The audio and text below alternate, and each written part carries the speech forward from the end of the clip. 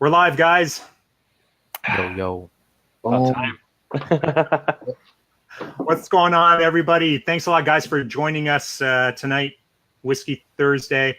Matt, take it away, buddy. Yeah, we got Brett Keeler in the house. Brett What's from going on, guys? re-leads.com or re-leads.com. And he's here to talk to us about all the awesome stuff he's doing. So again, if you guys are watching live, hashtag live in the comments below. If you're watching the replay, hashtag replay comments or hashtag replay in the comments below. And be sure to ask any questions you have in the comments so we can get to those and get the information that you want. Make sure that it's there for you. So with that, welcome Brett, and welcome back Austin as well. We had the little Where's Waldo game of finding Austin last week. He was rock climbing in Yosemite or something.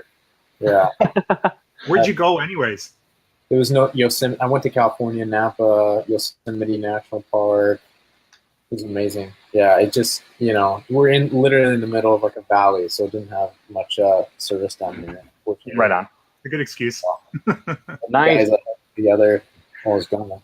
So Brett, most important question of the night before we even introduce you, what you drinking tonight? Yeah, so I went to Bevmo today and picked up this guy. Ooh. Can you see Ooh. What do we got there? So it's I don't know how to say it, Glenmorangie 10-year. Nice. It's supposed to be like a vanilla fruity scotch. So Ooh, I like first it. time I had it. It's pretty good. Just opened Classy. it. So yeah. What about you guys? It looks better in the glass, but it's Fireball. Okay. My country roots run deep, man. What can I say? Hey, you can't go wrong with Fireball though. It's true. It's true. And if you want to class it up a little bit, you go up to the Jack Fire. Yep, there you go. There you go. Well, that's Fridays. So sticking with Thursdays, Brett, why don't you tell us a little bit about yourself and what you're doing right now and how awesome everything is going? Sure. So I'll keep it short and sweet, but I started in the affiliate space probably about 15 years ago. Moved on to doing AdWords, Yahoo, Bing, paid search, and then got into the download space when that was big about 5 to 7 years ago, and worked with a huge company. We were one of the biggest download partners in the world, doing millions of downloads per month, and ended up getting sued by Facebook, got shut down. So that was fun. And then I ended up starting my own company. It was like a BuzzFeed type company, which had a portfolio of about 17 different sites in various verticals, anything from sports to celebrity stuff and travel and everything in between. We shut that down, my partners and I, about 1.5 years ago. And that's when I started doing the specifically real estate lead gen stuff. I've done a lot of lead gen in the past, but specifically working with agents started about 1.5 years ago. So awesome. Yeah. So how is your background there kind of helped you in the real estate niche? I mean, honestly, I've spent a ton of money just marketing and lead gen in general. So that kind of gives you a confidence there and knowing what works and what triggers people. Of course, real estate's a whole different world. It's very different than a lot of industries out there. So there's a big learning curve there. But yeah, just have a ton of experience buying traffic and converting and generating leads. Well, that's awesome. That's awesome. Yeah. And welcome to the people who are watching. Make sure you introduce yourself in the chat. Let us know where you're watching from. But going back to that, Brett. So hey, sorry, can I just interrupt for a second? Yeah. 2 seconds. Sorry, but it's just because I wanted, you just mentioned something. You can sit back. I do this. Well, I hear things and it's like, okay, I want to talk about this a little bit more. So you just said something about how the real estate industry or the real estate niche is just different than everything else. In sort of your experience, why do you find that? Like, what makes it different than anything else? I think because the sales cycle is so long compared to most industries, like direct response stuff or getting downloads or e-commerce. You're getting almost immediate results where you can track, and real estate's very different. I think NAR reports like 69 days of the average life cycle or sales cycle, I should say. And then you're also working with a industry of agents who I mean, there's a fairly low barrier of entry to become an agent, right? You take a test, or you study, you take a test, and you become an agent. And there's not a whole lot of training besides that, on how to sell yourself and how to basically convince someone to work with you on the biggest transaction in their life. So Yeah, real estate school is basically, here's how not to get sued. Sure. The basics. Right. That's about it. So you have a lot of people trying to pursue a new career, but don't understand how to run a business, and that's exactly what real estate is as a business. So yeah, exactly. That's a really good point. Yeah. Welcome, John. John says he's watching from Minnesota. Fantastic. Brett, by the way, where are you talking to us from? I am in Marietta, California, which is about 50 miles north of San Diego. Okay. Better known Temecula, which is wine country. So, Mm-hmm. yep. Oh, yeah, beautiful. Yeah. Love it. So if anyone wants to come get some wine, let me know. I was just in Napa a few days ago, so there you go. Yeah. Beautiful. Yep, Napa's great too. Oh yeah, that's awesome, man. Very cool. So going back to that, you bought a lot of traffic. How does Facebook traffic compare to all the different places that you've purchased traffic from? I mean, it's very different, right? So you're talking when you're buying traffic on AdWords or something like that. It's people actively searching for a solution or to solve a problem. Where when you're working on Facebook, it's more interruption marketing, right? They're scrolling down on their Facebook feed and they see something that catches their eye and they read, but they weren't necessarily looking to kind of find a solution to that problem. So it's different in that sense. You need to be more creative there. Mm-hmm. And then also, obviously, with real estate, especially, the follow-up and nurturing process is, the bread and butter. So, which most people don't understand. Makes sense. You guys understand, but most people do not understand that.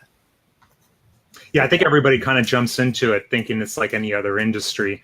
And, I was one of those guys at one point where it's, my first couple of clients, it's like, yeah, let's use Facebook, generate some leads. And, and this was a while back when there was not a whole lot of marketers were doing, campaigns for real estate. And I had to learn the hard way that generating leads wasn't all that hard. It was getting those agents to actually convert those leads was the hardest part about it. And I think a lot of people who are starting up in this niche, I think it's a hard reality, or the harsh reality that people are facing, is that you can generate leads all day long, but if the agents aren't willing to make those calls, or if you don't have another system in place that allows you to do the follow-ups and the nurturing, right, you're gonna have problems with that.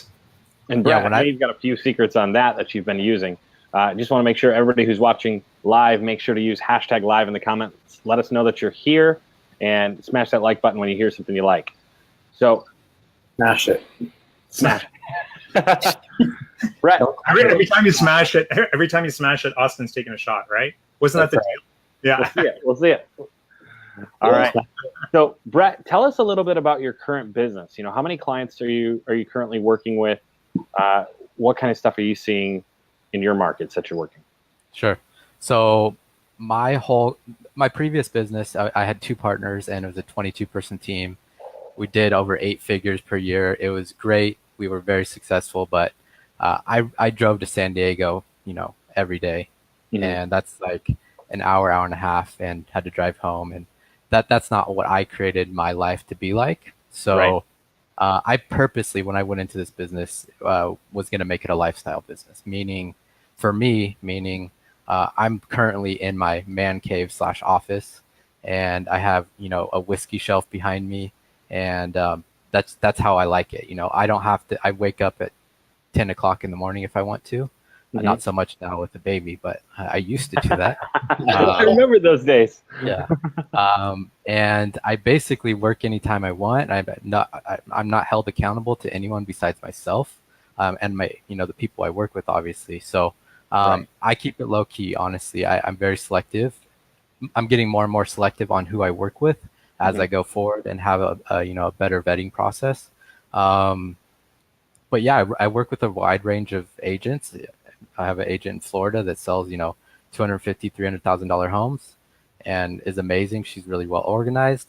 I have an agent in LA that sells, $4 to $7 million new construction homes. So a lot of this stuff applies to all different, price ranges. And the results vary widely too. I've fired a couple clients I've worked with simply because, not in a mean way, but simply because, hey, I don't want you to pay me if I can't get you results, right? And you're not going to get results if you don't do your part. I can only do so much on my end.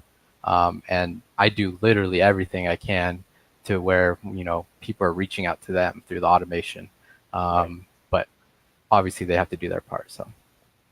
Absolutely. Yeah. And we have a question here. Let's see, from Nick. And also we have another John from Minnesota. We have two Johns from Minnesota. Welcome, John. Welcome, what's Nick. up? Nick wants to know, have you ever used something like AVA? I think that's how it's said. AVA for agents, AIVA. I feel like I know what that is, but I'm not 100%. AVA's the follow-up. It's similar to Agentology, but they do the text follow-up service. Okay. Yeah. I've never used them. Oh, go ahead. I've never used AVA. I've used a few others. I've used Agentology, my own systems pieced together, to keep it cheaper. Right. Follow-up boss, different things like that.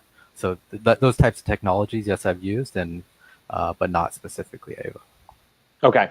And with the technologies that you were using for automating some of the follow-up, I mean, what kind of results were you seeing? Was it beneficial, or is there anything that beats an agent picking up the phone and calling, or is that still going to be the number one? Personally, my most success comes from text. Okay. We do, like most of you guys, like probably all of you guys do, text, email, voicemail drops, and then obviously the agent should pick up the call, pick up the phone too. But the best responses, because, I think what the stats are, 97% of people read their texts, because everyone's obsessed with their phones. So that gets the biggest response. Obviously they're not all great. Some people just say, leave me alone, which is completely fine. But the point is you're getting that response. So absolutely. I see about 40 to 60% of people responding with our system, depending on the area. That's great. Yeah. And out of the people responding, I mean, a lot of agents will get caught up, and even marketers, when they see the results that their agents are getting, will get caught up in the fact that, hey, we sent over 100 leads and you might have one or two closings, and Right. that feels like it's a terrible number, but in reality, that's kind of what we're dealing with in real estate. Right. And even Zillow says that their leads, which are 20 times more expensive than Facebook leads, 50 times more expensive. Right. They say that theirs close at an average of 3 to 3.8%. And what they don't tell you there is that doesn't mean that when you purchase them, you're going to close them at 3.8%. So that means that 3.8% are getting closed by one of the three agents hounding the lead. Yep. So you might even be seeing 1% with a Right. Zillow. I mean, the what are fact you of the matter is it doesn't, I mean, in my opinion, it's hard not to close with a system and automation in place. It's hard not to close 1% of your leads if you stick to it. Obviously, if you run for a few days or a couple weeks, you're probably not going to get too much results because you're giving up too quickly. But I always say, stick with it for 3 months, 90 days, and you should start to see some ROI, return on your investment. Because if you have the systems in place, you're going to get people responding back to you. Even if you're not actively picking up the phone, you should get lucky every once in a while and get someone that converts. Absolutely. So absolutely. Can I just ask about the text messaging? Are you automating all of that? Yeah, absolutely. So all the responses, so lead comes in, you send out obviously email, and then an automated text, voicemail drop, and then you're waiting for responses on those automated texts. Right. Typically speaking, you send out a voicemail drop. It's it's a general intro, like I saw you're checking out a home on Facebook, blah blah blah blah. And then about 5 minutes later, we send out a text and say, hey, we just wanted to cover all grounds. I gave you a call, but I thought it would be easier to chat via text. So, just opening up all those lines of communication. So let me ask you something about voicemail drops, because it's not something that I use. And so when you build out a campaign, I'm asking this because I'm interested in it. When you build out a campaign, say for, either a list of homes or a specific listing or whatever you're building out, is the agent pre-recording that message specifically for that campaign? And then is that how that works? Yeah. Yeah, so typically I have them record, depending on how many areas they service, 2 to 3. So if they service one city, for example, have them, do a recording for that specific city saying, hey, I noticed you requested a homes list in Marietta, California. I just wanted to reach out, blah, blah, blah, blah. And then a second one for listings specifically. Hey, I noticed you were checking out this home on Facebook. I just want to reach out and see if you had any questions about it. So those two work, for pretty much all campaigns. And, on the onboarding process, when I work with agents, I have them log into the system, record those, so we can just sync them up once we turn campaigns live. And can you measure results from those voicemail drops, or is that just you're kind of, thinking it's working? You're not sure. To be honest, I'm not too worried about that part of it because it's so cheap to do. It's really inexpensive.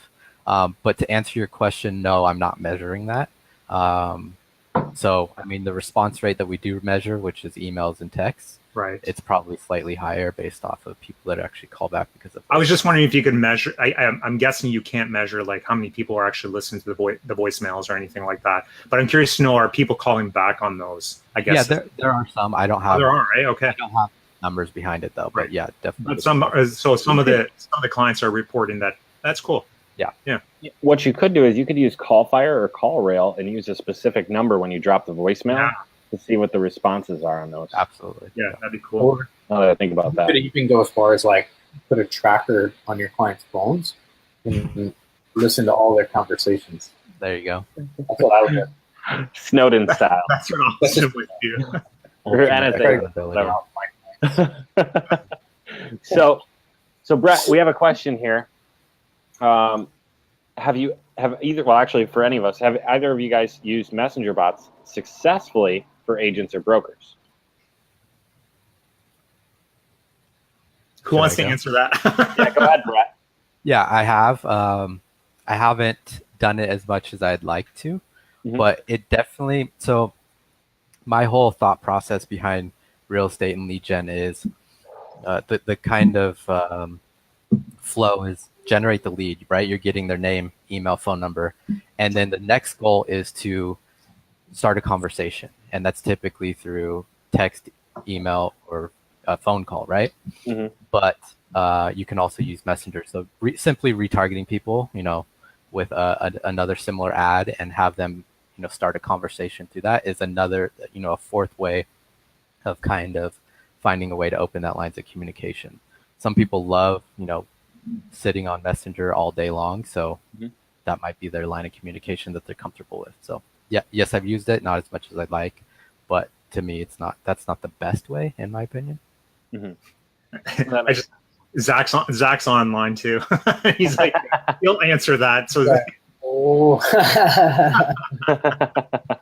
and I think most of the strategy from the guys like other people that have been using them successfully have been lead ad to like basically capturing the information first, then to the chatbot, and then nurturing, basically using the chatbot as a way to nurture the leads, just like you would nurture them with your emails, text messages, voicemail drops, and so on. Just another channel to keep, like you said, keep communicating with them and try to get those conversations started. The reality is that a lot of some leads like to communicate over text, some like to communicate over phone, some like it over Messenger. Everybody likes a different way of communicating. I love to use Messenger.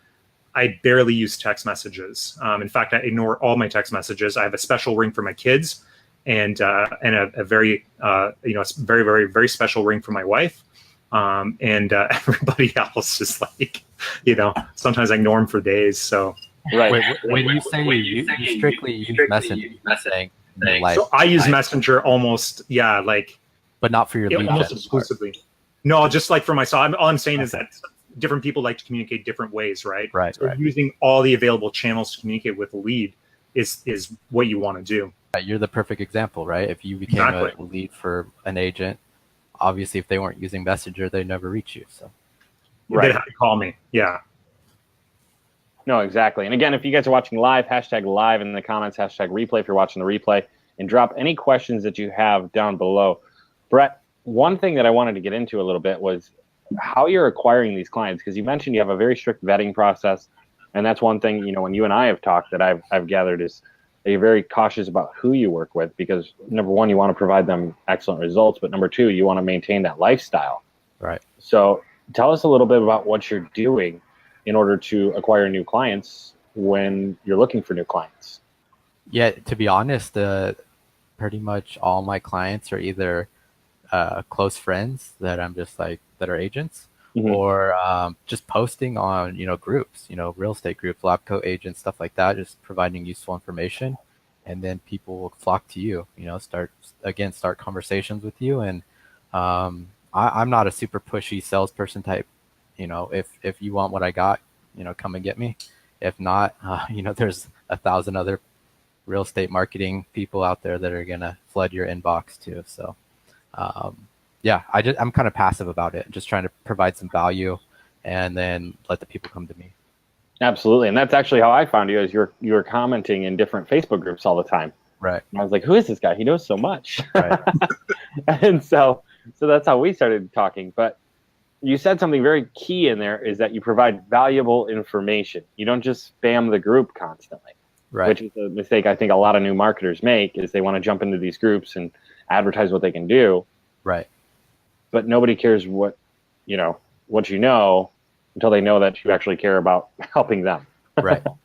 Well, because everyone's trying to keep it a secret, right? Everyone thinks what they do is a secret, and it's not. I mean, pretty much every solution and service is explained out there on the internet somewhere, right? You can find it or buy a course on how to do it.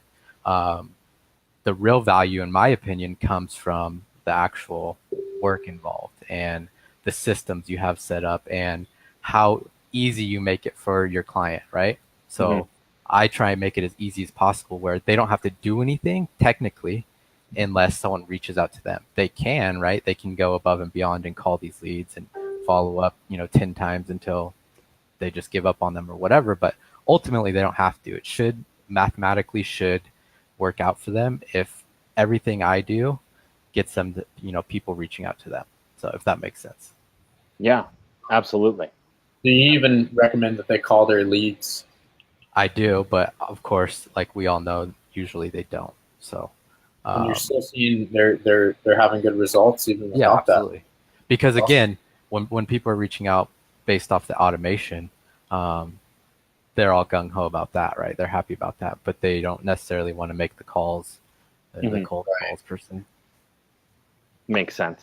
Are you are you completely focused on basically creating the best possible automation so that the leads are starting to reach out to the realtors as opposed to the realtors reaching out to them? Is that what you're? Yes, exactly. That's your my strategy. Again, I've worked with enough agents to know that 80 to 90% of them aren't going to follow the instructions to actually reach out.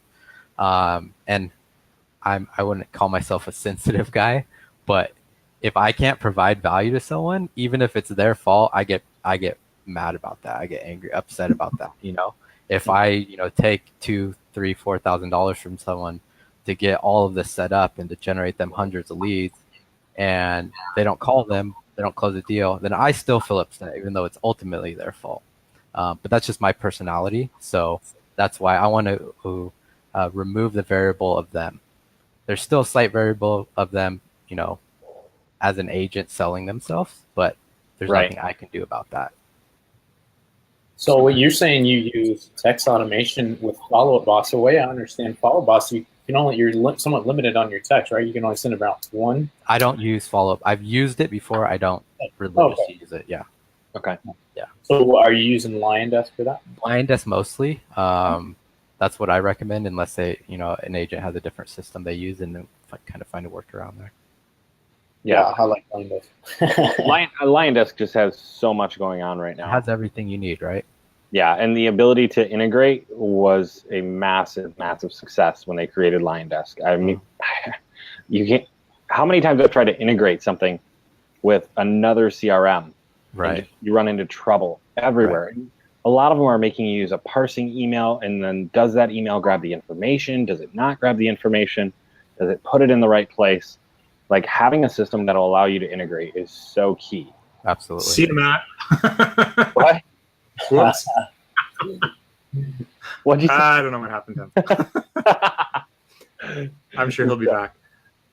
So, hey, Brett, I'm interested about the first, like, have you tested the sort of that first text message that goes out to the lead? Have you done any testing in terms of what works better than something else? Not extensively, but I can tell you what it currently is. I'd love to know. Can Shane not see me, by the way? I can see I don't know you. what happened. Oh, What's that? yeah, I can see you. Okay, so I'm going to get out and get back in real quick so Shane can see me again. Can you guys still see Matt? Doing good. You Yeah, guys I can. I just want to make sure everyone's not dehydrated here. Cheers, buddy. Gotcha. Definitely not. Oh no, where'd Matt go? Oh, there he is. What are you drinking, Shane? So I was rushing, and I just grabbed the first bottle that was on the, like, as soon as I walked into the liquor store. it's special old whiskey. Okay. I think it's suiting. So I did so much walking over the weekend, and like I'm really feeling my age. It's crazy. You're only like, It's what, just- 34? So who cares, man? Oh, 30, yeah, 34. Add 10 years, man. Oh So- my God. But again, if people are watching, let us know what you're drinking below because we're interested in that as well. What are you drinking Right. while you watch with us, or while you hang out with us here? So, yeah. So your automations are pretty on point. If you're able to, I mean, almost failure proof it for the agent. That's what I think. That's my opinion. Yeah. I mean, what have been some of the key automations that you've set up that have made that difference for the agent? And how long do your automations go? I mean, are these automations going, texting, emailing for months, or is it days, or? No, so I mainly focus on like the first 7 days, but I have like a 30-day drip. Okay. That's where we get like 95% of the responses is the first 7 days. And the majority, it's the 80-20 rule, right? You're getting the majority exponentially decreasing as the days go on. But, the majority of our stuff gets a response between the first and third day, I'd say. Okay. But yeah, and then after that, I just recommend the agent creates their own long-term drip, right? Whether that's sending out weekly updates based on their area or whatever. But I don't necessarily set that up per se. That makes sense. Yeah. Okay. And that's what I wasted a ton of time doing at the beginning, is literally writing like a year-long follow-up, which is fine, but that's not what I want to focus on. I want to focus on getting responses, here and now or within the first week. So, Right. And were you gonna share that first text message? Yeah. So, and I think this is something that a lot of people use already. It's nothing too crazy, but it says, "Hey, first name, thanks for checking out, address." So this is another thing. I dynamically insert things. So I'll name an ad set in Facebook this specific address, so I can pull that in and enter that into my follow-up. So I don't have to set up all this automation specifically per campaign.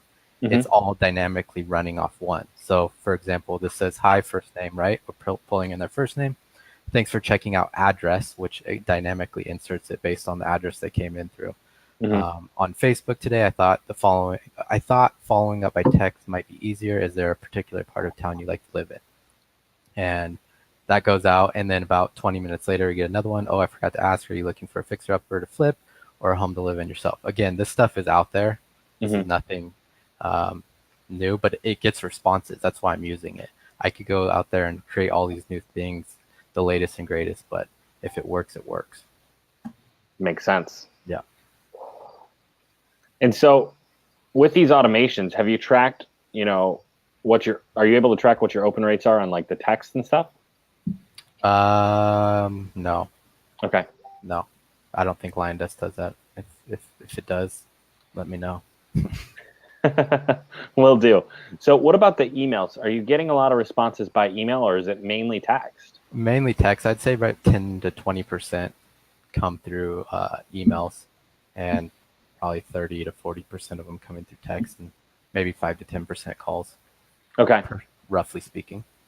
Yeah. And what kind of conversion rate are you seeing? Are you tracking to appointment or just to closings? I track both. Okay. So my entire funnel is come in through a lead form, typically speaking, and they become the lead, and that's when the automation starts. And then we push them to actually filling out a longer term, whether it's a home survey telling us what they want, bedroom, bath, view, all that good stuff, or if it's a first-time home buyer program or whatever it may be. And then after they fill that out, it says, thanks for filling this out. Now schedule your call to go over everything, and we'll get, your customized home list set up and all that good stuff. So we're going from lead to capturing more information. So when they do make the call, they have a lot of touch points to actually have a good conversation about, and then also pushing them to schedule a call. So obviously if someone schedules a call, it's a warmer lead there. Okay. And what kind of conversion rate are you seeing as far as the appointment or the closings? Yeah, so I just did a video case study on one of my clients in Florida, and if I recall the numbers correctly, it was about 300 leads over the last 2.5 months, and about 25 to 30 of them were hot. Either they scheduled an appointment, or they actively reached out and the agent met with them or had a phone call, and basically either signed a buyer's agreement, or it was pretty confident from the agent's perspective that they were, going to move forward with it within the next 6 months. So what is that, 25 into 300? Yeah, it's 8 to 10%. Yeah. So again, this agent's amazing. She's on top of it. She's organized. We have weekly calls where we're going over the leads and everything like that. That's not always the case, though. Yeah, and I mean, how much do you think that plays a role in things? The agent, with as much as you're doing in automation, how much of a role does the agent play in those conversion rates for appointments?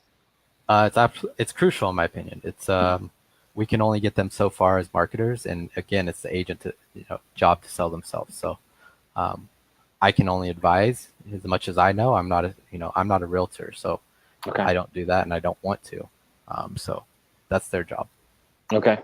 And let's go back to the comments here. We got John says he's drinking water. Susan says she's drinking water. We got Social Sonia on here who says we are badasses. So I'll take it. I think it's meant for all of us, but I'll take it. Claim it. That's awesome, though. If you guys are watching live, make sure hashtag live in the comments. If you're watching the replay, hashtag replay in the comments. Let us know what questions you have for Brett. What questions on automation, on conversion rates, on anything.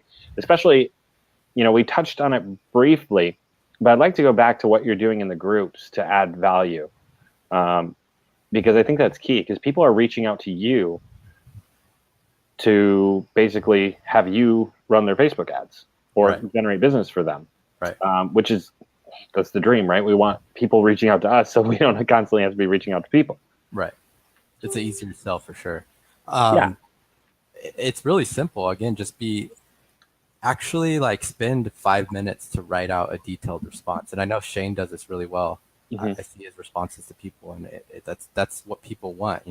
When someone's on Labco Agents and they say, how do you guys generate leads on Facebook? And people will say lead form ads. Obviously that's an answer, right? But that's not really valuable. So really going into detail on either how to set up a lead form ad successfully and what's worked for them, or how to set up a lead form ad, and then what the important part is, the follow-up, send out text, email, use this for the text, use this for emails, whatever it may be. Just, it doesn't have to be crazy long, but just, again, spend about 5 minutes and actually write something out that's useful to people, and people are attracted to that. So another thing I'd recommend there, I don't remember who said this, but it's super valuable. Everyone responds by writing text back. Something that'll make you stand out above anyone else is if you're going to reply back to a question in a group, pull out your phone, record a video of your face, answer the question. It'll take you 2 minutes instead of 5 minutes to write it out. And when people are scrolling down, they're going to watch your video instead of read all the walls of text. And it gets people to get to know you, more familiar, and it shows you're the professional and the person to go to. So, and that's very memorable. Absolutely. I think that's a huge value bomb. If you guys like that, make sure to hashtag value bomb below, because I think that was a little secret I wasn't sure if you were going to share because it makes such a huge difference when you send a video to somebody versus when you make a text response. I mean, it's really easy to scroll past a text response.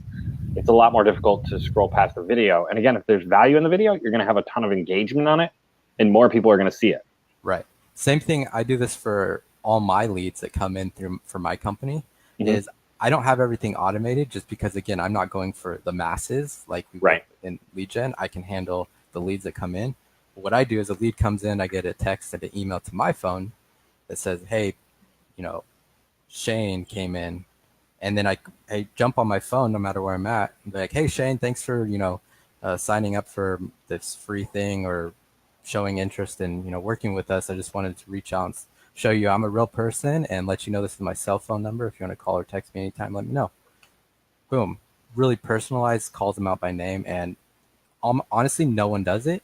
And I've had multiple leads reach back out to me and say, wow, that's so awesome. Like no one's ever done that.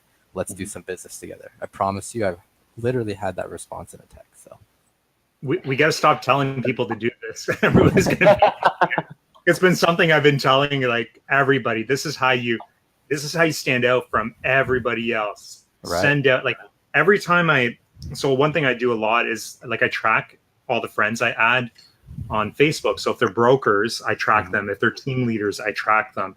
Right. And typically if they connect with me, I'll send them a message. So if it's a broker, I'll send a message. If it's a team leader, I'll typically send a message. Always a video message. Always, always, always. And I'll guarantee I'm probably one of the only ones. Absolutely. Nobody else is doing that. And they'll remember you. They will remember. What do you say in your messages to like a? Yeah. So typically what I do is I'll always go to their Facebook business page or their personal profile, and I'll try to find one thing that I can relate to. And then in my message is usually, hey, how's it going? Shane here. Thanks a lot for accepting my friend request. Really excited to just learn more about the industry, and I'm really passionate about real estate. I love your post on whatever, or I love the fact that you're a golfer. I was golfing 2 weeks ago, or I love where you live, or whatever. Anything that I can pull out from their business page or their personal profile. Right, yeah, not. I'm looking in your window. I love what you're wearing. Nothing. Hashtag Whiskey Thursdays, everybody. Super personalized. Whiskey Thursday. No. Just something that you can relate to. That's and it just makes it a little bit more personal. It's not if you reference something from their personal profile or their business page, then there's no way that's canned, right? That is a personal message, and I've had so many people respond from those. Most of the time, everybody responds. Absolutely. Yeah, it's hard not to, right? When you're calling something out specifically. So. Exactly. Absolutely, and I think one of the keys that you guys have both touched on without saying it is that you actually really care about the people in this industry as well as the industry itself with real estate. And that's why you can jump on somebody's profile and you can look and say, oh, they were talking about this, and I can relate to that, right? And I can send a message about that because it makes sense to me. I'm familiar with it. You live in this industry. It's not something where you're like, I'm going to try real estate, I'm going to try chiropractors, I'm going to try all this different stuff and see what sticks. Right. You really pick working in real estate because you care about it. Absolutely.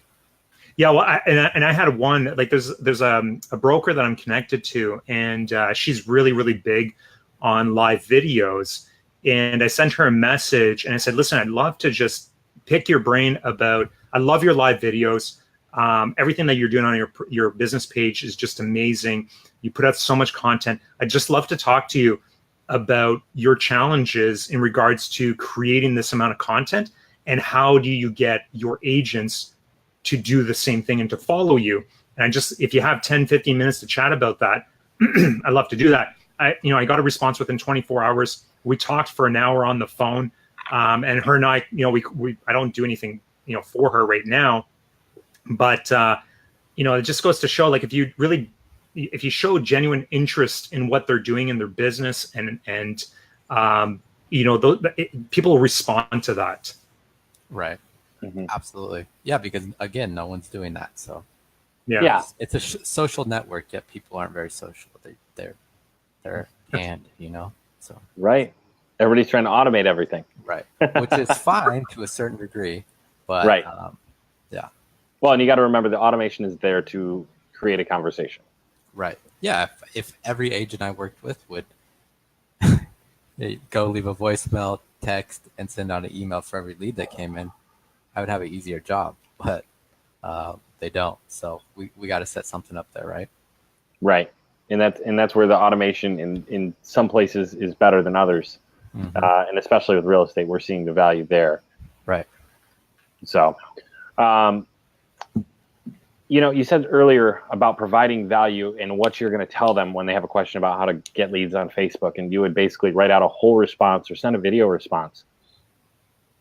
I'm curious as to your thoughts on that, because you're basically telling them, 80% of what you're doing. You're not going into the nitty-gritty details because, that would take a long time to write out. Right. But you're telling them a lot of what you're doing. Are you ever concerned that they're just going to go do it and you're not going to get anything out of this in the future? I welcome it.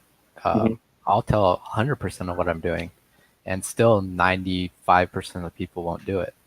Simple as that. Mm-hmm. That's the reality of things. So yeah, but I think a lot of marketers are afraid to say what they're doing, right?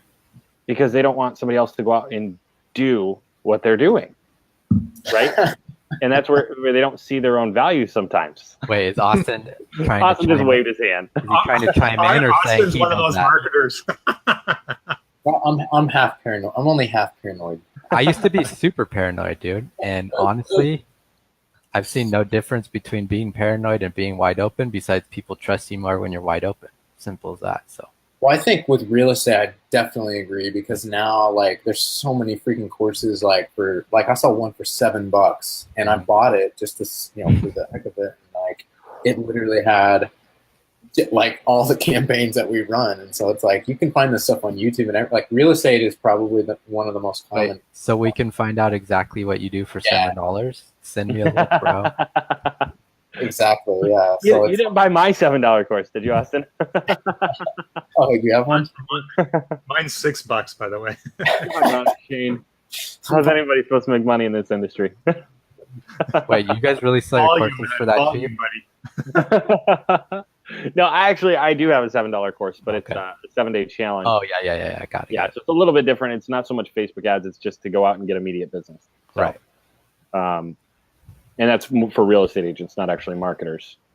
Maybe we could adapt it to marketers. We'll see. And if anybody wants Austin's $7 course, just hashtag Austin $7. Austin will drop a link to his course. Just drop your PayPal email below. He'll send you the request. PayPal me. I'll send it right over. Well, if you think about it, right, 2.5. You got 2.5 million real estate agents. If you only captured half of that audience, that's a lot of money, man. Right? Well, what's interesting is you talk about the 2.5 million real estate agents that are out there, and we look at these big mega groups, and very few of them have even 100,000 real estate agents. Yeah, it's true. And a lot of the groups have the same agents. They're not there's 100,000 of them here, there's 60,000 of them here, there's 50,000 of them here, so that's 200,000. No, it's probably the same 100,000 from the first group that are also in a couple others, right? So we've still got, I would probably say we have 2 million realtors or close to it that are not active in Facebook groups. Yeah, where are they? They're out doing real estate. We're trying. They're not playing around on Facebook. I think there are realtors out there that are actually doing real estate, That's a good Not 2 million of them. Not 2 million, but there's some of them. They're holding it together. But go ahead, Brett. You're about to I was just saying that's a good point.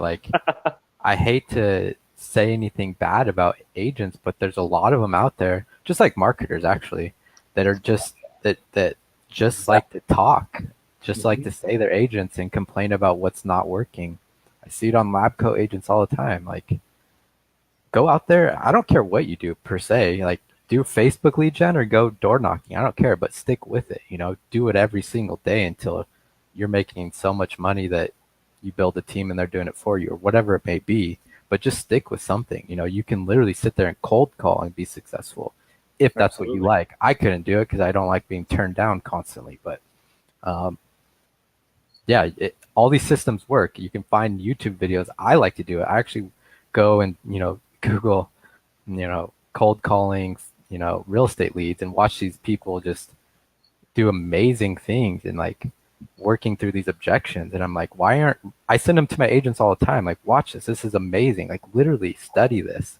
Like, get amped up before you make your calls, because you're actually talking to warm leads. You're not talking to cold leads. These people actually volunteered their information to you. So exactly. Yeah. And that's a good point, sorry.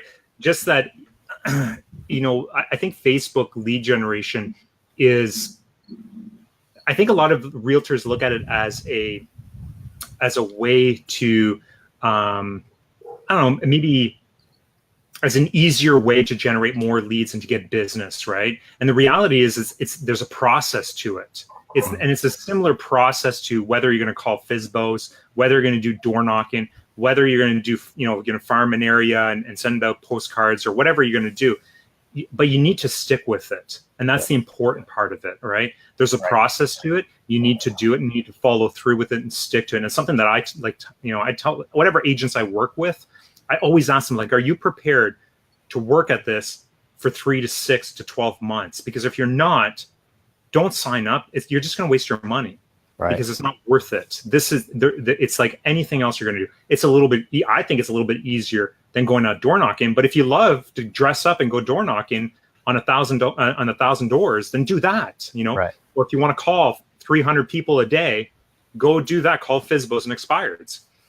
Whatever method you want to try, do that. But if it's going to be Facebook, you do it and you stick with it, because there's a process and it takes time, like anything else. Right. Absolutely. And like you said earlier, Brett, in that 2.5 months worth of lead generating for that agent, they had 25 to 30 great leads there. That doesn't mean they had 25 to 30 closings, right? Right. Those closings are going to be whittled down from that 25 to 30 leads. Right. And from there, they're going to take another month, 2 months, 3 months to actually close, right? And then half of those will probably drop off and they won't close for another 6 months. Right. But that's why you're consistently generating those leads and you're consistently generating new business. Right. And over time, you build a pipeline where you can look at it and know how many deals you're going to get every month based off your ad spend. Right. Exactly. You're building a system. I've worked with an agent before that, like, now I make people sign up for at least 3 months because I'm over it. But I had them do month to month, and after the first month, they're like, I don't have any closings. I'm like, yeah, we talked about this. It's typically not going to happen. It could happen, but and they stopped, and then they got a closing the next month from those leads, and they wanted to restart again. And I'm like, look, now we have to restart the process when I told you if you stick with it and you're going to keep those leads coming in, there's a process. So just how the cycle works. Yeah. It's so funny, like, people will, sorry, go ahead, Matt. I was saying, and again, that conversion rate is typically measured over a very long period of time, right? Mm-hmm. So that 1 to 2% over 90 days, that's a very good percentage, because what you're really looking for is that 4 to 5% over 18 months. Right. That's the goal. Yeah. And I mean, I challenge, if you haven't done this before, if you're an agent, marketer, whatever, go and like literally write down the numbers for this stuff. Mm-hmm. So like on average, you can get 100 leads for about $500, right? About $5 per lead. That's pretty simple. Yeah, it's a pretty safe bet. Right. And you could spend $500, maybe even spend $500 on a course and do this yourself, a total of $1,000, and obviously keep doing it every month. But again, if you close one deal, even on a low side, a $300,000 home, that's at 3%, that's $9,000. And you just spent $1,000 to make $9,000. I don't know any other industry that has the return on investment potential like real estate. If you stick to it, it blows my mind. And again, a lot of times you're going to be, even if you're 6 months in, right, and you're spending that $500 plus you spend $1,000 your first month. So, I mean, what are you at? You're at like $3,500 at 6 months, right? $3,500. You're still profitable when you close that deal at 6 months in. Right. I mean, you could do this for a year, and even if you're spending $2,500, $3,500 a month, you're probably going to start making money between month 8 and 12. Yep. And it's just going to grow from there. Absolutely. but it's about a system, and maintaining it and sticking to it. That's where you get the business. Yep. Right. If you want somebody who's ready to buy right now, go hold open houses. Mm-hmm. And that is what I tell most agents when they're like, I need now business. It's like, all right, go hold open houses, right? You're going to have buyers walk through the door that are ready to buy houses. Right. Not every time, but it's the same thing. You're going to have to hold 10 open houses maybe to get 1 or 2 buyers. Right. Or, I know some people that say they get 1 buyer out of every open house, right? It just depends on the person. Exactly. But again, we're going back to a system and conversion rates. And so it's not that different. It's really not that different. Yeah. It's just Facebook leads are I like to say they're a more measurable and more consistent lead source over time. Well, they allow for as much growth as you want. Exactly. I work with some agents where I don't even charge them a fee.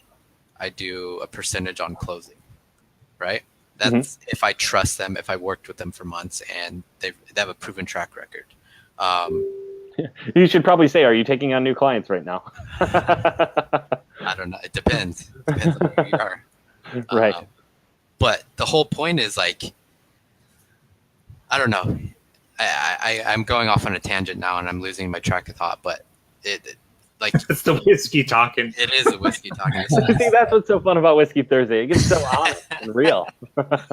No, yeah. This is the whole point, right? We get the interviewee drunk, and then at the end of it, spill your secret. I think we're gonna have to have a pre-show that starts at 8:30, where we just get on and start drinking and talking, and then the real show starts at 9. There you go. Like 8:30 a.m. I'm down for 8:30 a.m. 8:30 a.m. Oh my gosh, that would be an interesting show at 9 if anybody's still awake. Oh man, but continue, Brett. We're open to this tangent. But yeah, so I trust the system so much. That's why I'm willing to work with agents like that, because I know my system does its job. As long as I know the agents doing their job or their part to sell themselves and to provide value to the leads that are coming in, I'm willing to, put skin in the game, right? Work for months without getting any money because I know after, 60 to 90 days, something will close and I'll end up making more money because it's a percentage of the sale versus a monthly, bill out to each agent. So. Yeah. Yep. And I mean, typically they will, like what you just said, they will end up paying more money. Right. Yeah. Because they're going to pay a percentage, 30, 40, 50% of that commission. Right. In order for you to partner with them, basically. Yeah. And generate all these leads. Oh, I know exactly why I went off on that tangent, because I charge like 30 to 35% of the transaction, right? And then people say a standard referral fee is 25%. And I say, I'm not a standard referral, right? I allow you to scale as high, like you can wait for referrals to come in. If that was a business model, that's what everyone would do, right? They would sit there and wait for other people to refer business to them. But that's not a way to scale your business. They'll come in trickling maybe 1, 2, 3, 4 a year if you're lucky. But you can't scale your business that way. Facebook ads, you can't. You can literally get as many leads as you want or as many leads as you're willing to invest in. So that's why I charge more, because I'm putting skin in the game and I'm giving you a scalable business model. And you're spending money on all those systems to keep them running. Exactly. And you're spending time managing those ads. Right. Exactly. Yeah. So Brett, are you a licensed agent? I'm not, but I have a business partner that is a licensed agent to work on that. So that's how you figure that. Yeah, like that's I started to get my license, but I don't have the patience for that. I'd rather be like awesome. So let's talk. Yeah, Austin, you want to talk about your trick here to get your license as a real estate agent? Okay, well, there's no you can't outsource it completely, but I did outsource the online course just because it was so time consuming. So I had a VA go in and actually do, because there's like 50 chapters and you have to quiz on every chapter. And it's supposed to be 90 hours, at least in Oklahoma. And I found I could get through each chapter in about 30 minutes to an hour, but still, I mean, that adds up. That's, that's a lot of work. So I just had the VA go through it. Literally less than a week, he's already finished. And so now, all I have to do now, he has all the Spoken like a true real estate agent. yeah, he built out all the study guides for every chapter for me. So Nice. now I have to like just repetition, just study. Obviously, I still have to take the exam, Right. and I still have to know the material. But like the online courses, that kind of suck because you have to go through each one and pass each individual quiz, which is extremely time consuming. Well, that's what I started to do. And in California, it's 135 hours. Michigan, 40 hours. Yeah, 40 hours. I could have That's done that, I think. I think it's probably less than driver's ed these days. But the course I was taking too would restrict me, so I couldn't just plow through it. It would say like I could only do one course in a week, and then I'd have to wait for the next course to release. So it was going to take me like, I don't know, 2.5 months or something, and it just wasn't worth it. So Yeah, and the truth is, there's Real Estate Express is the one that I use because I did mine online as well. yeah, that's what I use. Yeah, and so they do have all those quizzes and those tests, but if you pay like an extra $30 or something, you get the non-failure guarantee or something like that. And so they give you a practice test, and you just take that over and over and over until you're nailing it at 90% or better 3 times in a row, which is what I did. And I went in, took the test, it was fine, right? Because I took my class, even though it was 40 hours, I was on the road at the time. I took my class over like 2.5 months, right? So then I just went back and took that the practice test over and over and over. And the funniest thing is I haven't used any of the stuff from that test since being a real estate agent. no. I think I might have calculated like the square footage of an acre or something like that, like one time. Super useful. Yeah, but most of it, again, is the basics on not getting sued. Right. It's not anything to do with real estate because I thought it would be, right? And so once I got licensed, I'm like, great, I'm going to know how to go out and get real estate clients. Nope. It doesn't help you get real estate clients at all. Right. Right? So nobody That's cares crazy. if you know the basics of not getting sued. Well, your brokerage does, and they can handle that. So you shouldn't have to. Yeah, exactly. Your brokerage knows, or they care about that, but that's about it. But you know what they care more about is that you bring in clients. And Right, exactly. it does not teach you how to do that. So it was, man, I wish they would change the way that they did real estate exams. I agree. You know? I wish there was a special license for inactive agents, right? Mhm. Like us, where we could pay or whatever, take a easier course, and a referral agent per se license, where you weren't actively, but you could refer out clients to other agents. Yeah, I've got to go take all my Con Ed in the next like 60 days here to make sure I can renew my license in October. But I mean, that's going to be an online course. Again, it's very similar. You just go through, take the test, go through, take the test, and you do that. And it's like a lot of stuff that is not very applicable, I guess you'd say. Sure. Like some of it is even marketing and social media stuff. And a lot of times it's outdated by the time it's on the real estate Con Ed, right? It's not actually teaching you much. Right. So, yeah. And a lot of it is still how not to get sued. Shane, are you an agent? No. My wife is though. Okay. Nice. Yeah. Right. So we do a lot of. We just actually moved, which is really interesting because so we just moved from one city to another. Before you go there, how many people watching are agents? Comment below if you are a licensed agent or if you are a marketer. Let us know who's watching. I see one for sure. I think the rest are marketers. But yeah, so my wife is an agent. We just moved to a different city. So this is kind of interesting because we basically get to start to rebuild her entire business in this new city, which is, I think it's going to be really interesting. So I've actually spent the last couple of days, well, not the entire day, but a couple hours so she has no listings, but we've been basically running around to like $1 million homes, taking pictures, shooting video inside of these homes. It's just like, and she's basically building up her, her Facebook profiles and, starting to build up some content. And we're, going to start doing some lead generation for her and some content remarketing and stuff. So, are you going the Gary V route of documenting this process? Because that could be like an insane course you could sell. like your step-by-step process of moving to a new city with your wife and building up her entire real estate. Man, that's a good idea. Damn, I should have fucking Yeah, started. That's a lot of what my course is. So sorry if you don't have it. Hey, how much are you charging your wife for Facebook management. Yeah, so my regular fee is $2,500, but I put together a really good deal for her, like $1,500, some bonuses in there. Bonuses. Why are you always going there? I think she's actually part of this group. I got to be careful. So, but you know, it's what's really interesting is because I'm working so closely with her, I'm getting to see like part of what agents struggle with, right? Like I already know how much work is involved for an agent. And she actually also does a lot of, like she did a lot of our ISA training. So she trained a lot of our teams, like our team members, for the call follow-ups. She's killer on the phone. Like for lead follow-ups, she's on point for that.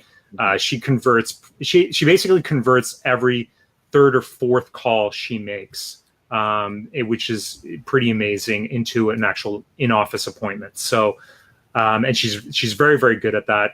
And but it's really interesting to see the struggles that an agent goes through and the amount of effort that goes into actually starting a business and everything that you need to do. And also just her own follow-ups with the leads that she does have, like how many calls she has to make a day, and how much content she needs to put out, and the fears and the insecurities behind that in terms of putting content on Facebook and Instagram and things like that. So I'm getting to see a lot of that firsthand, and I get to see what potentially other agents are going through when, because I always tell my agents, like, hey, just go out and record a bunch of videos, right? And it's like, I'm sure they're sitting back and saying, okay, Shane, sure. Like, what am I supposed to do? Or I'm scared, like, I don't know how to do this, or, it's tough. And not even that, but like from the agent standpoint, because being an agent, I'm going on my sixth year here. Like it's tough sometimes to do those kind of videos and go out there as an expert when there's so many agents in this market who have been in the industry longer than you, who sell more than you, who might have a better stat in different areas than you. And now you've got to go out there and act like the expert, and it was interesting because I was talking to her last night, and what she said was, and I know, this is not an uncommon situation, because it's something that I feel when I put video out or content out. You're a little insecure about the type of content you're putting out. Like, who's gonna like this? Are people gonna relate to this? Are people gonna engage with whatever you're putting out? And it's the same insecurities that she was feeling, which was, and I'm sure a lot of agents are feeling those same insecurities, is, what if nobody likes my content? And so we had a discussion about this. I'm like, and I told her, I said, listen, look at this as a business transaction. Don't think about it as who's going to like your post, who's going to, look at your videos. It's a business transaction. And if you stay persistent with it and just keep putting out content, some of them are going to be good. Some of them are going to, you're going to get hits with those. And then some of them, you may not get any hits with it. Maybe you won't get as many views or whatever, right? But it's just the persistence, and then keeping your name out there and stay top of mind with your audience. Mm-hmm. And that's why we ended up, visiting a bunch of $1 million homes today and shooting videos and pictures. So there you go. Yeah, absolutely. And Brett, I'm curious, what are you doing as far as remarketing? Are you doing it? Are you not doing it? Yeah, absolutely. Just, keep it simple, right? Like, I usually do a few different types of remarketing just to measure the results of, a lead. Anyone that has already given us their information and re-engaging with them towards Messenger or something along those lines. Anyone that obviously have opened up the lead form ad but didn't actually become a lead. And then just interacted with the post in general. So just kind of measuring those results. And again, I just always think of it like a touch point, right? I go on Facebook all the time, get distracted with the baby crying or the wife saying dinner's ready. And I actually wanted to, fill out that form and become a lead and get what they're offering, but I got distracted. So if I'm not getting remarketed to, I'm never going to get that. I likely won't get that. So it's just a simple way of already getting people who've raised their hands per se to actually become a lead for you. Makes sense. Yeah. So you are doing remarketing or retargeting. Yes, absolutely. And you said some of those are for lead form and some of them are going into Messenger. So are those going into a chatbot, or is the Messenger answered immediately by the agent? I've done both. Just depends on the agent and how active they are. If they're on their phone and they get notifications, I want them to actually respond, but have set up ManyChat for that too. Okay. Awesome. Yeah. And are you seeing a lot of value when you're doing the remarketing? Yeah, again, it's a conversation. That's the next step after a lead comes in, is starting a conversation. So any way we can do that is valuable to me. Makes sense. What were you going to say, Shane? Oh, I was just wondering, hey Brett, how much money have you spent on Facebook ads, like with your clients? Just in did I read?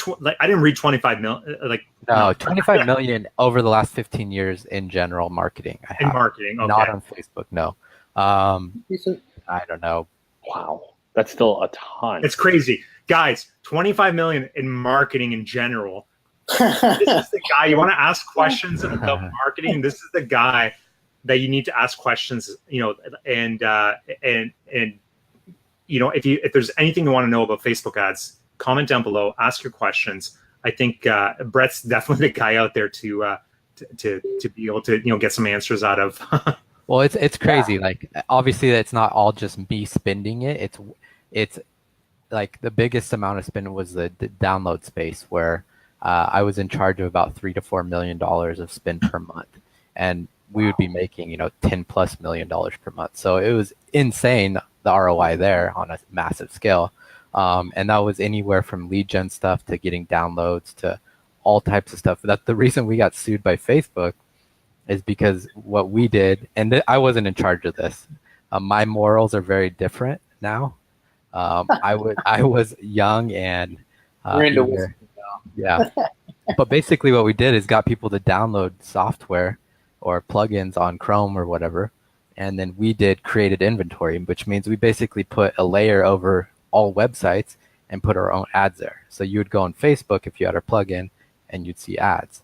So just imagine getting 10 million downloads per month and just how much you could do with that. So, and don't they call that like PPV or PPE? I'm trying to think. Where PPV pop-ups is PPV, like okay, price per view. That's what you were selling, basically.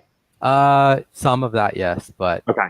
Mainly we were working with a lot of the big exchanges like Google AdWords or Google AdSense. They were actually buying our ads because they didn't know it was created inventory. Again, I didn't set this up. I was spending marketing dollars. So, but that's why I got out of that industry. It's shady.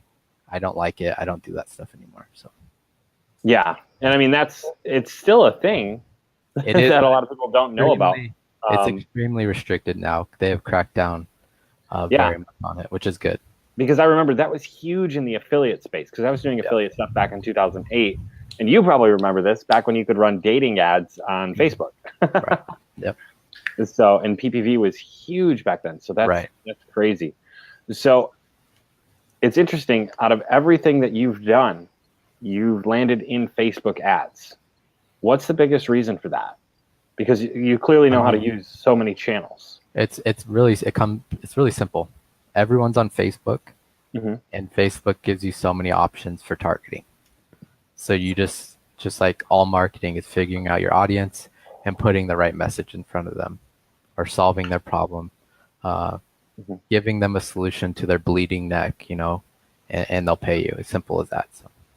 And can you give us some insider secrets or tips to some targeting that you discovered with Facebook? Honestly, like keep it simple. Brett's willing to share shit in other groups. I'm sure he's going to share it here after a couple drinks.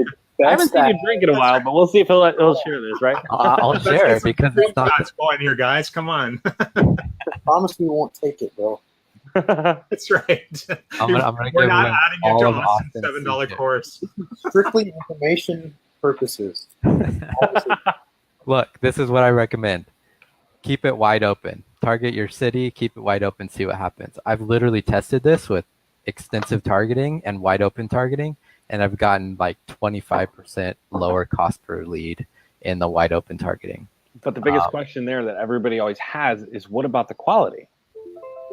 I mean, to me, if you're a good agent, like I always say to people, if you go to the grocery store and talk to 100 random people, what is your confidence level you could turn at least one of them into a client of yours?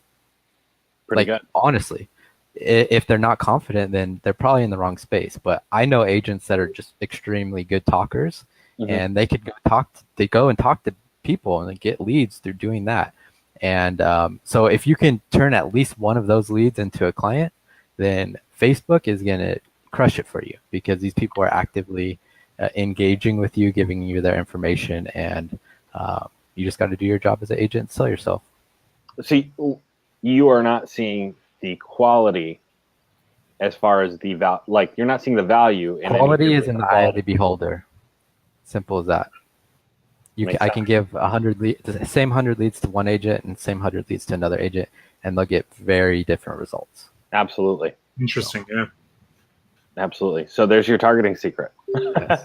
Very interesting. Wide open for the city. Well, you know, and I think I think a lot of people that have been doing, like a lot of the marketers that have been working a lot in the real estate niche will tell you wide open targeting, you know, especially now too. It's like, you know, well, yeah, a lot of agents a lot of marketers come in from other industries where they're used to targeting, and they throw all these fancy targeting terms in for real estate, and none of it works, and they end up with, you know, spending $60 to get one lead, or spending hundreds of dollars and getting nothing. Right. Right. You know, well, are you talking about real estate specifically or just Facebook? In real estate specifically, because people come in, they'll throw all kinds of fancy targeting terms in, and then they won't get leads. Right. And they're paying so much more for those views because they're highly targeted. Exactly. What you're doing when you're adding targeting is telling Facebook you're smarter than their algorithm, which, I mean, let's be real, no one's really smarter than their algorithm. So let it do its job. Yeah, and that's really interesting, because I've done a lot of testing on this as well, where like I typically test 3 different audiences almost on every single campaign. And there's a few of them where I've had some pretty decent sized budgets, and where I've been able to basically been able to let Facebook do its thing. And what I see a lot of is that on some of the detailed targeting, where it's, you know, either interest-based targeting or some of the old partner categories, you'll see the leads start off really low, like the actual lead cost start off really low.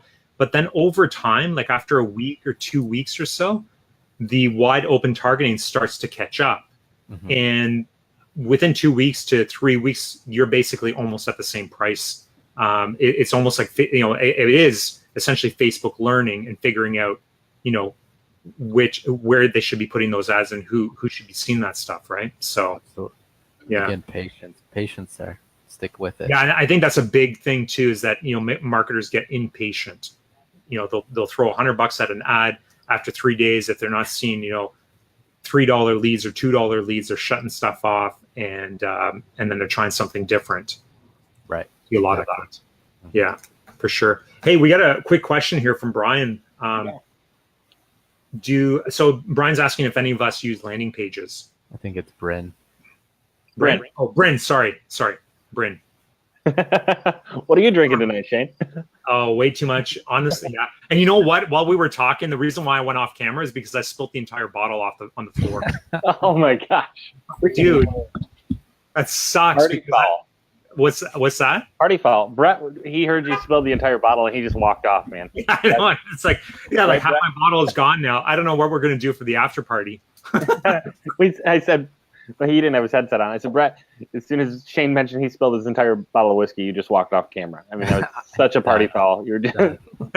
He's out. Amateurs. Yeah. So so Brandon's asking for you use landing pages. You know, Brett, what about you, buddy? Right now I'm not, but I'm actually I've created a new funnel where I'm gonna start testing it again. If I don't use a landing page for the initial lead gen aspect of it, I do push them to like ClickFunnels to go through a survey or whatever and give more information. But right now, I'm just doing lead form ads. Makes sense.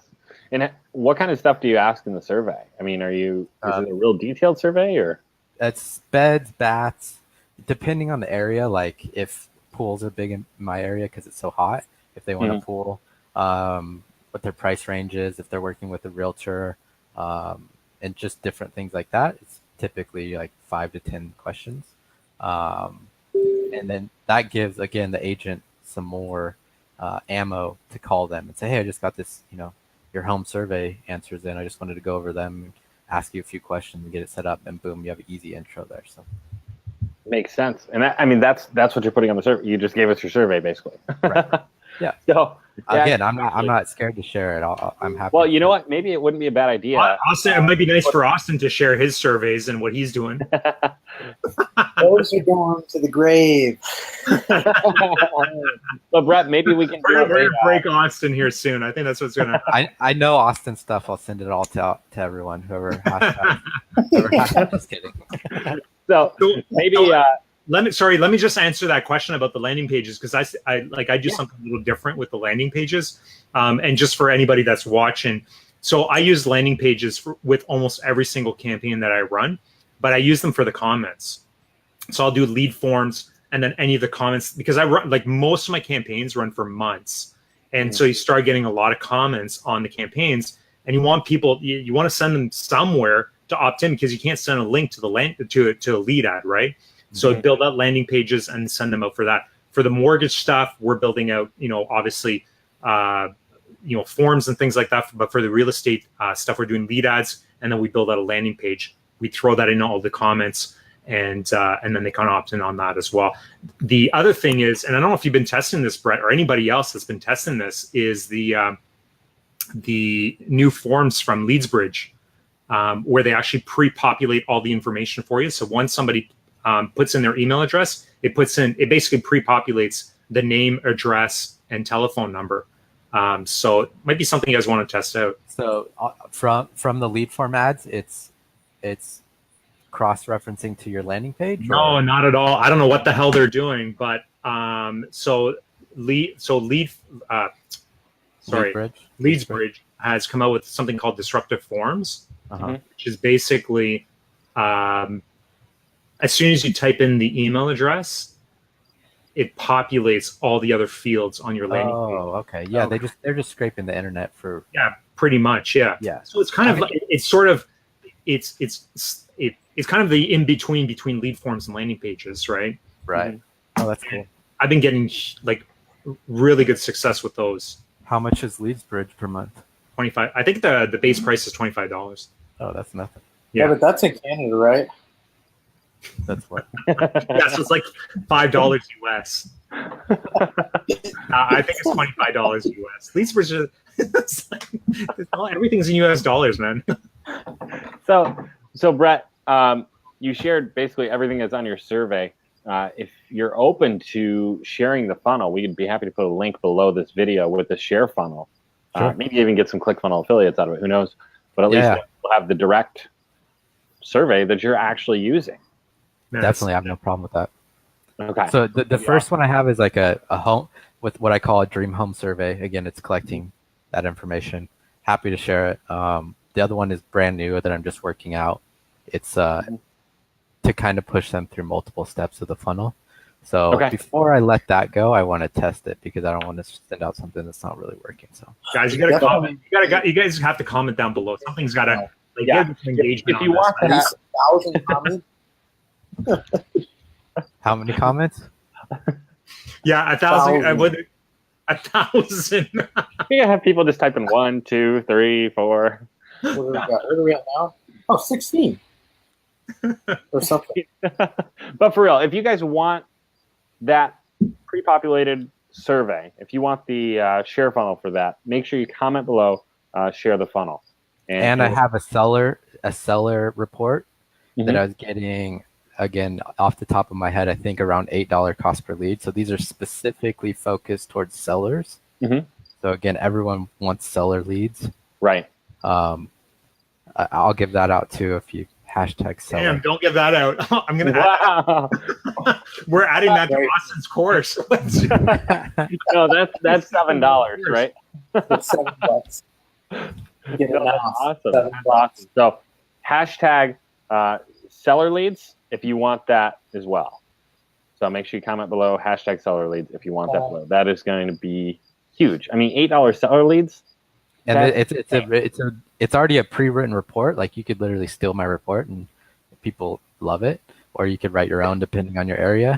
That's awesome, Brett. It's done for Holy you. cow. So Holy you're cow. welcome. That's huge.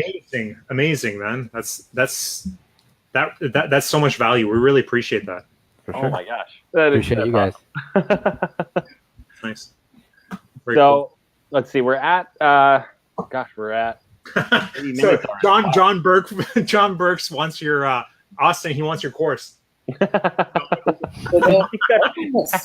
$7. I love Yeah, it. I think Austin's mad at me. Look, he's texting you guys to kick me out.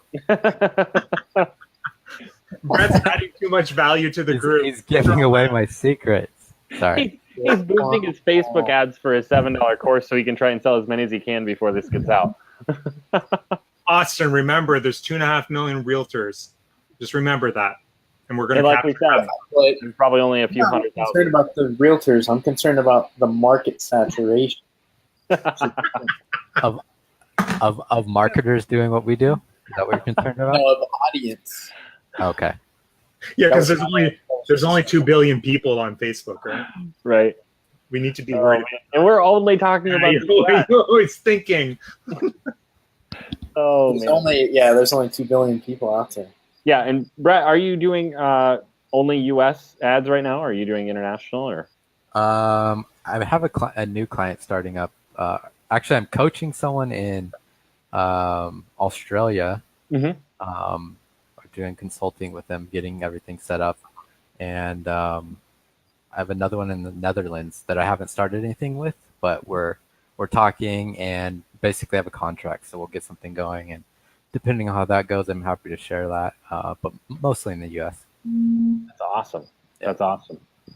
So, what's been your biggest takeaway moving from all of your background in advertising into real estate advertising on Facebook? Honestly, again, it's not anything secret. It's be consistent and be ruthless in your follow-up and nurturing. Simple as that. Stay organized. Get a CRM and literally go in every day, do your task, spend an hour, call people, mark it off that you did that, and schedule your next task, whether that's call them the next day, in 3 days, in 5 days, and do that religiously. And I promise you'll close deals. That's fantastic. It's so true. It's so true. So, I think, did we lose Shane? I think we lost Shane. No, it's there just he my is. camera. Okay. Just my camera. Focus on it. Do you have any more questions before we shut her down here? I know we're approaching 10:30 already. Brett, thanks so much, man. Lots of value here. Really appreciate you popping on. Of course. It's been awesome. Thank you guys for having me. I appreciate it. I appreciate getting time to drink some whiskey with you guys and discuss For real sure. estate. So it's always a good time. Yeah, For sure. And where's the best place for people to reach you or find you if they have questions? just Facebook. Hit me up on Facebook chat. Just comment below this. Comment below in this post if you have questions for Brett, and Brett's in the group as well. So, Brett, again, thank you so much for coming on. Like, seriously, all of the stuff that you're giving out is insane. I'm Guys, blown away by it. comment down below. Brett is awesome. Thanks for all the value. That's what I always try and get people to do, and they never do it. So please do it. Comment, Please. Brett is awesome. I need my ego stroked. Oh man, awesome. Well, again, thank you everybody for watching. We're glad you're here. If you watched it live, hashtag live. If you watched the replay below and you got some value, make sure you hashtag replay and let us know what you got out of this. Good stuff, guys. Peace, guys. Take it easy, guys. Take care. Good night. See you guys.